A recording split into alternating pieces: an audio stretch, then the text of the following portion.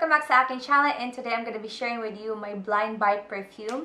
Now, if you're asking kung ano yung blind buy is yung mga product na hindi mo pa natetest or hindi mo pa naaamoy. Wala ka pang idea kung anong quality ng produkto, basta naririnig mo lang sa iba, kaya bumili ka. Safe ba na bumili ng mga blind buy na perfume?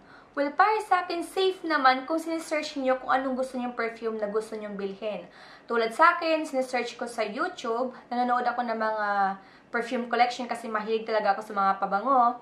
Except lang doon sa mga nabili ko sa mall. So, most of my perfumes are blind buy. And most of my perfumes that I'm going to share with you also, guys, except lang sa isa, ay mga gourmand na perfume. And ano ba yung gourmand? Ang gourmand na perfume ay yung mga perfume na matatamis, fruity, mga amoy chocolate, honey, vanilla, coffee, caramel, etc. etc. Basta mga matatamis na mga perfume. Yun kasi yung mga mahihilig ko ng mga pabango. Mahilig din ako sa mga fresh na mga pabango, kaya lang hindi sila nagtatagal sa skin ko. Kaya mas prefer ko yung mga matatamis or mas stronger na mga perfume. Okay guys, so without further ado, let's start. And I'm gonna start with my Ariana Grande perfume.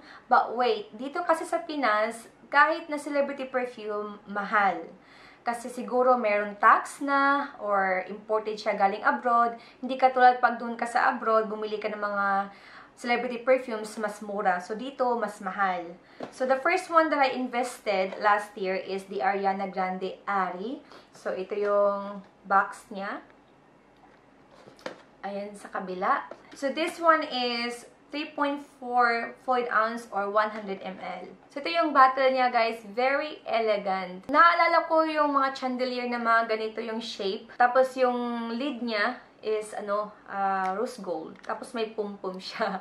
Ito yung pinaka-cute na part sa bottle niya. And the perfume itself is very sweet, very feminine, very citrusy. May naaamoy akong vanilla sa kanya. So, the main accords of this perfume, sweet, fruity, powdery, citrus, floral. Hindi ko masyado naamoy yung floral. Fresh siya. Para sa akin, fresh siya. Pero mostly yung naaamoy ko sa kanya is fruity, sweet, yung mga ganun. Pero hindi ko naamoy yung pagka-powdery niya. Yes.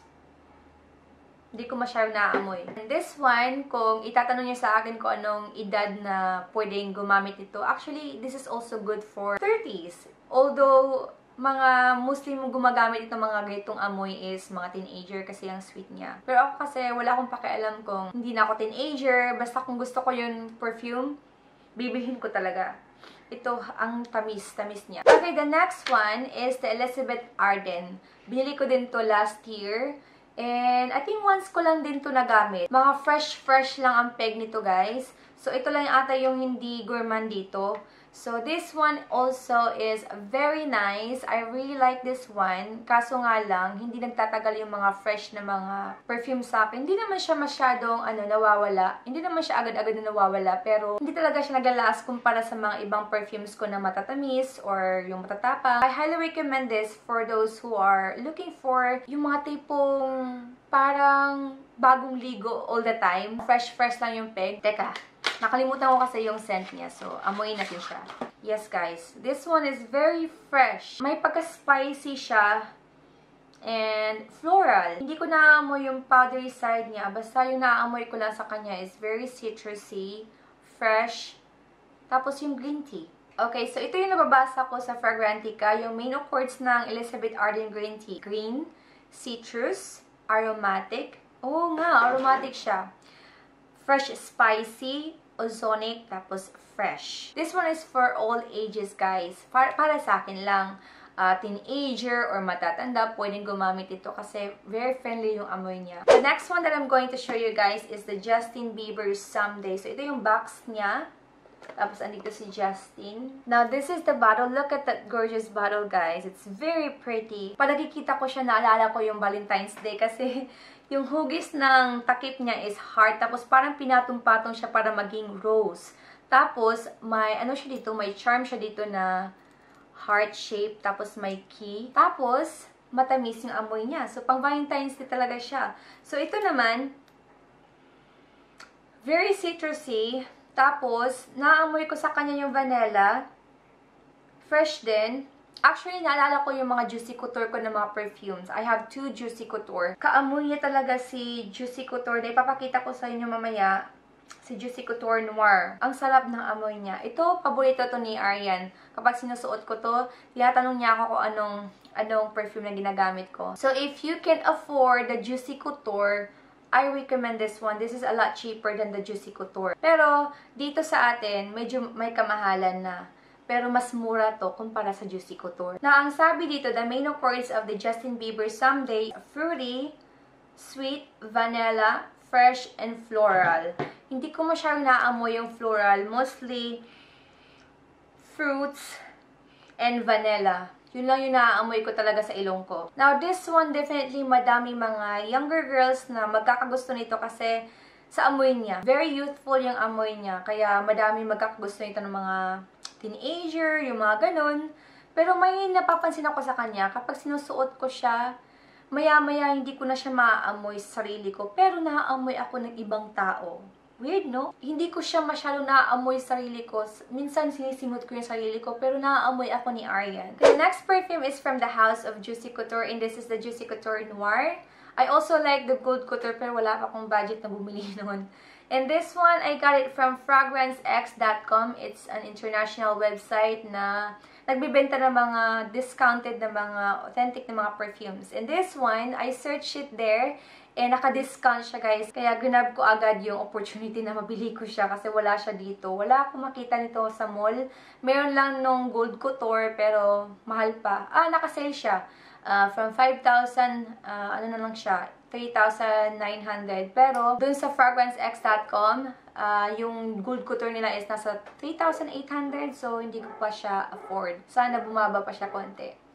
So, this one, naalala ko sa kanya si Justine Bieber Someday. Kasi, magkaamoy sila, guys. Magkaamoy sila. I think, kinopya ni Justin Bieber yung amoy ng mga Juicy Couture. Kasi, magkasing amoy talaga sila.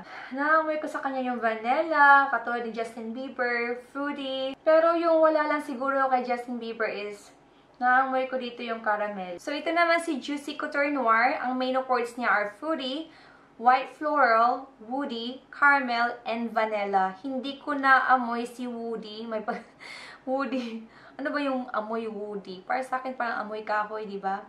Hindi ko siya naaamoy. And hindi ko din naamoy yung white floral. Ang naamoy ko lang sa kanya yung caramel, tsaka vanilla, and fruity. Next na celebrity perfume na binili ko is the Britney Spears Fantasy. And this is the flanker. This is the rocker Femme Fantasy. And ito yung paborito ni Chris. Ito yung pinaka-paborito niya na amoy. And tada! Look how gorgeous the bottle, guys! And again, color pink. Para siyang acid wash. So, ganyan siya. Then may mga rhinestone siya na black. Tapos, yung amoy niya. Woo! Amoy cupcake para sa akin. Wow! Naamoy ko sa kanya yung cupcake. Vanilla, caramel din. This is also 100 ml pala. Lahat ata ng perfume ko is 100 ml. Okay, so the main chords of this scent is sweet, vanilla, milky, fruity, coconut. Kaya pala siya amoy cookie para sa akin or cake kasi milky siya. Tapos, meron siyang coconut. Hindi pala caramel. And then, may vanilla siya and fruity din. So, yun. Ito yung pinakagusto ni Chris. The next one is also one of my favorites. Actually, lahat sila naman paborito ko. This is the Jessica Simpson Fancy. Sinearch ko talaga to, guys, kasi ang hirap siyang hanapin dito. And nakita ko siya sa Shopee. But, hindi ko ma-recommend yung seller niya kasi nag-iisa lang siya doon. So, sold out na siya, guys. Pero, meron pa ako nakitang isa kasi just in case na maubusan ako, doon na lang ako bibili sa kanya. Pero, mas higher yung price niya. Nasa 2,400 ata. Ito nabili ko to for 1,900. So, ito yung box niya, guys. Very elegant. Oh my God! Look at the bottle. Para akong mayaman. Ang masasabi ko lang sa kanya is, kung tao siya, hindi lang sa panglabas na anyo na maganda siya. Pati din sa loob. Kasi yung juice niya, guys, sa loob, ang sarap. Very fruity, pero iba din siya na pagka-sweet. Yung vanilla tsaka caramel nagmi-mix, tapos may pagka-milky din siya. Ang sarap ng amoy niya. ito yung mga tipo ding amoy na pag naaamoy mo siya, sinisingot-singot mo. Tapos, hindi siya masakit sa ulo. Actually, lahat naman sila hindi masakit sa ulo. Very good. Very good. Very nice. Ang ganda niya talaga. Nakikita ko yung reflection ko sa takip niya.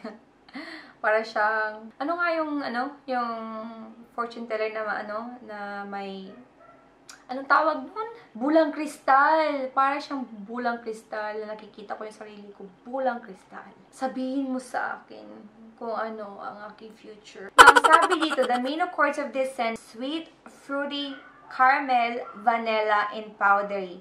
Now, hindi ko naaamoy yung pagka-powdery na side niya kasi mostly yung naaamoy ko sa kanya is caramel, vanilla, and fruity. Siguro may faint lang akong nasisinghot na powdery pero mostly matatamis. Now, the last one is the Zara Fields at Nightfall. So, ito yung pinaka-least favorite ni Chris. Pero, I really love the scent. Ito kasi may pagka-mature na scent. So, perfect talaga ito sa mga 30 plus up. Kasi, ang strong ng scent nito, guys. Tsaka, ang tagal matanggal ng amoy. So, this is the bottle, guys. Actually, yung box niya, hindi ko na ipakita. So, ito yung box niya. Mas mukhang mamahalin yung box niya. Kasi, ganito. Tapos, yung amoy niya is, I really love this one too. Matapang nga lang. Sabi pa ni Chris, amoy matanda. Hindi naman siya amoy matanda para sa akin. Amoy siguro mature. Pero hindi matanda. May pagka-musky kasi siya. Woody. Naamoy ko yung may pagka-woody na side sa kanya. Tapos, naamoy ko din yung caramel, sweet. May pagka-floral din siya, guys. Pero sweet siya na dating na matapang. Sweet, matapang. Parang kung meron akong tao na pwede kong i-describe sa kanya is, para siyang si Gabriela. Maganda, feminine, pero matapang. Ganon. Now, this one, the main accord, sweet, balsamic, woody, aromatic, warm, spicy, and milky. Meron pala siyang milky. Kaya pala, naamoy ko yung pagka-sweet niya. I really love this one too, but definitely not for younger girls. Kasi matapang talaga siya, guys. Matapang siya, pero sweet. Okay guys, so those are my blind buy perfume. And malapit na ang Valentine's Day. So let me know if you want me to do another fragrance video na appropriate sa Valentine's Day. I will be happy to do that. Thank you so much again for watching. And if you like this video, please hit the like button and show your love by subscribing my channel. Thank you so much. Until next time, see you in my next one. Bye!